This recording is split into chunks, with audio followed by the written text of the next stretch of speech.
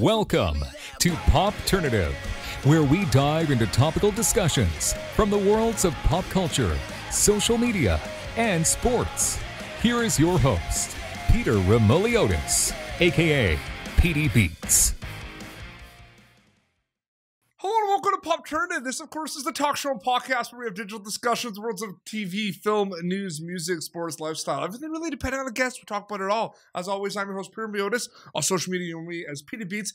You recently will recognize my guest for the film A Week Away, which dropped on Netflix recently. Jahbril Cook is with us. Jahbril, welcome to Popternative, man. Thanks for having me. It's so exciting to talk about this. The reception's been amazing online with the fans from all over the world. What's the reception been specifically, though, however, from your family and friends, Jahbril? It's crazy. This is my first feature, so everyone's just been calling and texting, like, It's you! Like, you're on our TV, you're on our screens. It's a dream come true, to be honest. So much support from my friends and family. And if there was ever any family members who were not supportive, maybe, or didn't get what I'm doing or what I do, like, they get it now. It's very validating. Super great. I can't even. I'm struggling to put it into words, as you can tell. It's crazy, and it's happening like quick too, right? Like it's just nonstop.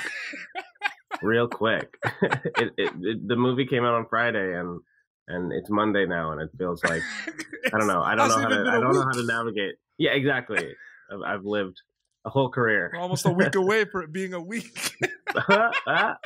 We'll be making those puns. I can already tell. I can feel it. It's interesting because naturally you got to wear many hats on this project, right? Because it's a musical. There's the dancing, the singing, and the acting.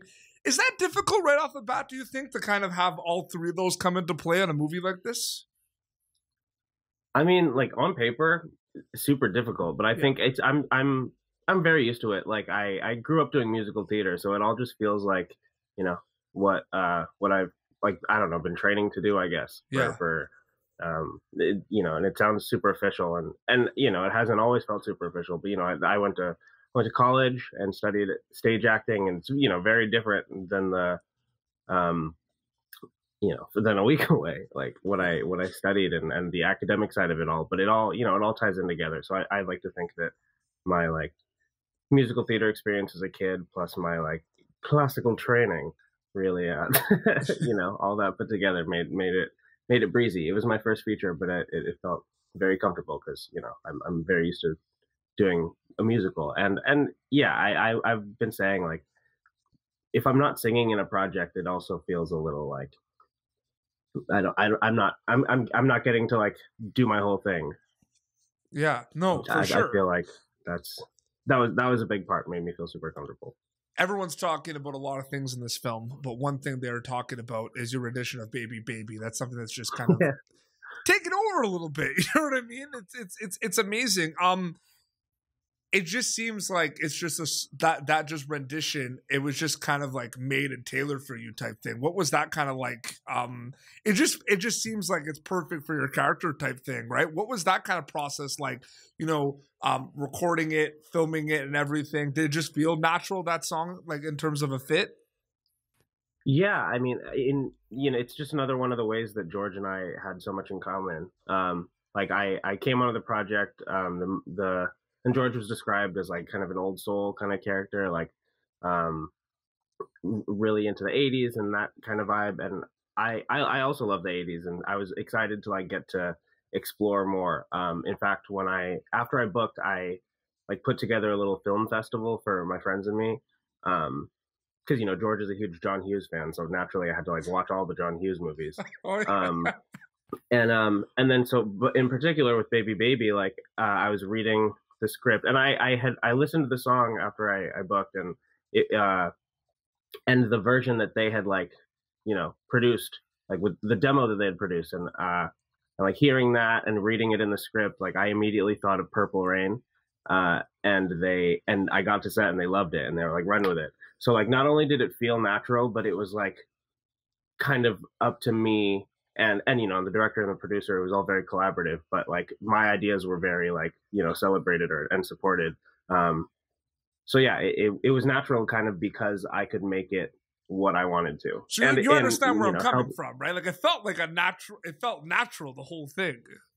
Yeah, I mean, I'm a huge fan of Prince, and just getting to like play Prince for a minute was a dream come true. I'd been doing that since I was a kid, so absolutely, yeah, it was natural in that way. I've been practicing for years. Well, this is a good segue to what we want to talk about. One of the things, Jahbril, that I've been not able to do because of the pandemic, which is a big passion of mine, is I'm a huge karaoke guy. Yes, I love karaoke. So I need to know, because I'm sure you dabbled or had the opportunity to rock the karaoke stage at some point. Yes. What are your go-to songs? Because I know my go-to songs, but what are your go-to karaoke songs? I always have to search in the book. Yes, top of the list is Redbone, Childish Gambino. Of course. It's just really a really great way to show off. If I don't get to go up, in a karaoke bar setting where you get up in front of people, a lot of time the lines are long. So that's a great one to just go up and show off for a little bit, and it's all right, I can sit down for a little while. Interesting. That's a great one. Really like Stevie Wonder also. He's got always very fun to sing Stevie Wonder songs. He's got a very dynamic range, and you can does a lot of riffs, so you can kind of make it your own. Yeah. What are yours? So I for the class, so there's it's interesting because Since You've Been Gone by Kelly Clarkson is just a fan favorite for my group of friends. It's a great one. And then there's the classic ones of You Living on a Prayer by Bon Jovi. Yes. I'm telling you, that song, I was at my friend's wedding 2 years ago, right? And we had a karaoke at the wedding, right? And everyone knew the lyrics to that song. You had 8-year-olds and 60-year-olds that knew the lyrics. It was crazy. And then, of course, I'm a huge pop punk guys, so Blink-182, that's the party, right? All the small things and everything. But yeah, no, it's amazing. Prince too. That's the reason why I brought it up. Yeah, those Purple Rain. I heard my friends crush that song in karaoke. Yeah, it's so good. Yeah, you're reminding me. It's been so long since I've done karaoke. I've forgotten, but yeah, no, you're reminding me. Definitely, Bohemian Rhapsody is that shuts the place down. Everybody gets in on it. It's funny. I was talking to someone recently about this. Can you make an argument that might be the greatest song of all time? An argument could definitely be made. It's so epic. We could have a whole episode talking about Bohemian Rhapsody. Absolutely, it's amazing. The obvious answer to this question is you hope people enjoy it. You hope they enjoyed a week away. You hope they recommend it to their friends. They watch it with your family. But diving into it a little bit more, what are you hoping people get out of the film when they watch it, Jahbril? Yeah, I mean, you're right. That is the easy answer. We'll start with the easy answer that it's a great family film. You sit down with the whole family, have a great little night in. Super entertaining. Personally, I think what I hope people get out of it is that, I don't know, and maybe this sounds hokey. It's not the easy answer, but it might be the corny answer, but it's true. I hope that people can see themselves in at least one of the characters. And that's a great answer. That's not the whole vibe of the movie. The whole vibe of the movie is self-acceptance and learning to accept yourself for who you are and your quirks, and finding the people that will love you for that person that you are. And I think that's super important, especially given we've been referencing the pandemic. It's impossible not to. We've been living this for a whole year, and it's been a super isolating time. And I hope that with a week away, as we're moving out of the pandemic, hopefully people can start to see the light at the end of the tunnel, and realize that the tribe is out there, and the period of isolation is coming to an end. Absolutely. And you, of course, this is available on Netflix, so you are part of the Netflix family. How does it feel to be part of the Netflix family? Do you have words for it? I have no words. I'm still waiting for the for the invitation to the cookout, but it's coming any day. It's just crazy. What I find really interesting as well is I saw other interviews with cast members done. I mean, this is something you could just sit down and watch with your whole family. This is something that everyone can kind of watch. Is that something too that stood out to you as well when this movie came out? Like, wow, this is something the whole family could watch. Yeah, most definitely. Like, I think, you know, the demographic is like obviously kind of skewed young, but it's filled with references that, like, you know, that an adult would catch on to and like feel nostalgic for the summer camp experience. Even things that I hadn't heard, like, you know, plenty of things that movies that I haven't seen yet, and things that like my parents would appreciate. Like when I first booked and I told my mom that I was singing Baby Baby, like I hadn't heard it yet, and she was like, all right, and I was like, yeah, no, I got a solo song. It's Baby Baby, Amy Grant, and she was like, I love that song. And so, you know, if my mom loves it, hopefully your mom loves it too. And it's funny because I love your rendition of it. It's on my Spotify playlists. That's a huge Nice. thing too, right? I mean, it's kind of like the movies kind of blossomed to kind of like a two-headed monster a little bit, because you have the fans that are watching the movie on Netflix and they just love the music, right? They're like listening to the soundtrack on repeat. That's a cool thing as well, that it's become like that two-headed monster a little bit, Jahbril. Yeah, for sure. You know, that's the nature of a musical. Yeah. I think who doesn't love a musical? Plenty of people actually don't love musicals, and I don't get it. But there's a little bit of something for everybody, and especially in a musical. Have you noticed also with like the age of like TikTok and everything, there is like a resurgence or like nostalgia kind of boom of like a lot of like High School Musical, a lot of The Greatest Showman, like a lot of like musicals have kind of like exploded on social media a little bit. Have you noticed that at all? Yeah, there's that trending hashtag on TikTok that I follow, hashtag theater kid. Like, and it's so cringy. It's reminding me of all the like embarrassing moments, but it's like showing that, you know, it's